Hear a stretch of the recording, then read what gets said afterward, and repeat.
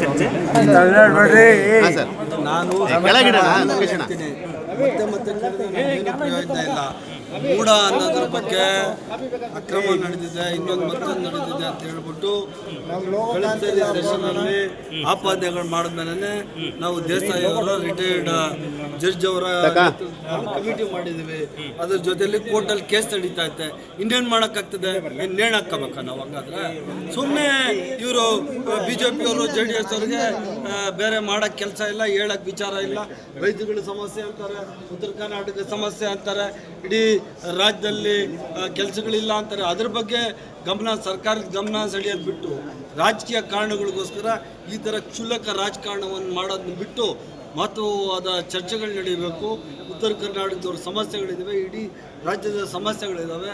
ಆ ಸಮಸ್ಯೆಗಳನ್ನ ಪರಿಹಾರ ಮಾಡಲಿಕ್ಕೆ ಅವ್ರದ್ದು ಏನಾದರೂ ಸಹಕಾರ ಇದ್ದರೆ, ಸಲಹೆಗಳಿದ್ರೆ ಸರ್ಕಾರಕ್ಕೆ ಕೊಡಬೇಕೆ ಹೊರತು ಈ ಥರ ವಿಚಾರಗಳನ್ನ ಇಟ್ಕೊಂಡು ರಾಜಕಾರಣ ಮಾಡೋದನ್ನ ಸಿದ್ದರಾಮಯ್ಯ ಅವ್ರದ್ದು ನಾವು ರೆಡಿ ಇದ್ದೀವ್ರಿ.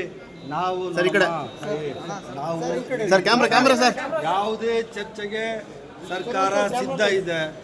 ಈ ಚರ್ಚೆಯಲ್ಲಿ ಸಕ್ರಿಯವಾಗಿ ಪಾಲ್ಗೊಂಡು ಈ ಸರ್ಕಾರಗಳು ಏನಾದರೂ ಜವಾಬ್ದಾರಿ ತೋರಿಸ್ಕೊಡುವಂತಹ ಕೆಲಸಗಳನ್ನ ವಿರೋಧ ಪಕ್ಷಗಳು ಮಾಡಿದ್ರೆ ಅದನ್ನು ಸ್ವಾಗತ ಮಾಡ್ತೀವಿ.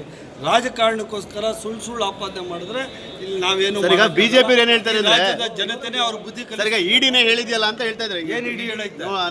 ಪತ್ರ ಬರ್ದಿದೆಯಲ್ಲ ಈಗ ಲೋಕಾಯುಕ್ತಕ್ಕೆ ಪತ್ರ ಬರೋದೆ ಕೋರ್ಟ್ ಏನು ಕಿರೋದು ಮತ್ತೆ? ಕೋರ್ಟು ಇಡಿನೇ ಕೋರ್ಟ್ ಅಲ್ಲ. ಇಡಿ ಅವ್ರದ್ದು ಅಭಿಪ್ರಾಯ ಅವ್ರು ಹೇಳಿದ್ದಾರೆ. ಅವ್ರು ಹೇಳಿದ್ದೆ ಈಗ ಕೋರ್ಟಲ್ಲಿ ನಡೀತದೆ. ಕೋರ್ಟಲ್ಲಿ ಈಗ ನಾಳೆ ಒಂದು ಕೇಸ್ ಇದೆ, ನೆಕ್ಸ್ಟ್ ಮಂತ್ 25 ಡಬಲ್ ಬೆಂಚ್ ಮಾನ್ಯ ಮುಖ್ಯ ನ್ಯಾಯಾಧೀಶರ ಬೆಂಚಲ್ಲಿದೆ. ಅದೆಲ್ಲ ನೋಡ್ಕೊಂಡು ತೀರ್ಮಾನ ಮಾಡೋದು. ನ್ಯಾಯಾಂಗ ವ್ಯವಸ್ಥೆ ಅನ್ನೋದು ಈ ದೇಶದಲ್ಲಿ ಇನ್ನೂ ಜೀವಂತವಾಗಿದೆ. ರಾಜೀನಾಮೆ ಡೆಲ್ಲಿಲಿ ಮುಹೂರ್ತ ಫಿಕ್ಸ್ ಆಗಿದೆ ಅಂತ ಬಿಜೆಪಿ ಹೇಳಿದ್ರು. After by election result mostly ಇದು ಮುಹೂರ್ತ ಫಿಕ್ಸ್ ಆಗಿರೋದು ಯಡಿಯೂರಪ್ಪ ಮಗ ರಾಜೀನಾಮೆ ಕೊಡಲಿಕ್ಕೆ. ನಮ್ಮ ಪಕ್ಷದ ಮುಖ್ಯಮಂತ್ರಿಗಳಿಗಂತೂ ರಾಜೀನಾಮೆ ಪ್ರಶ್ನೆನೇ ಇಲ್ಲ. ಆ ಪ್ರಶ್ನೆನೂ ಇಲ್ಲಿ ಉದ್ಭವ ಆಗಲ್ಲ.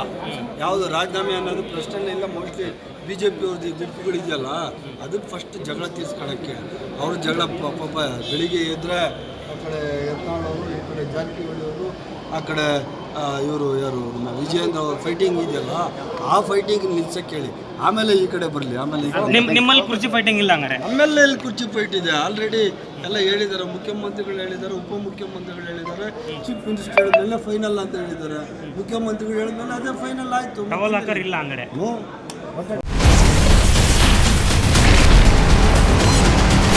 Ashwavega English News. Coming soon. Your channel, your voice, your trust.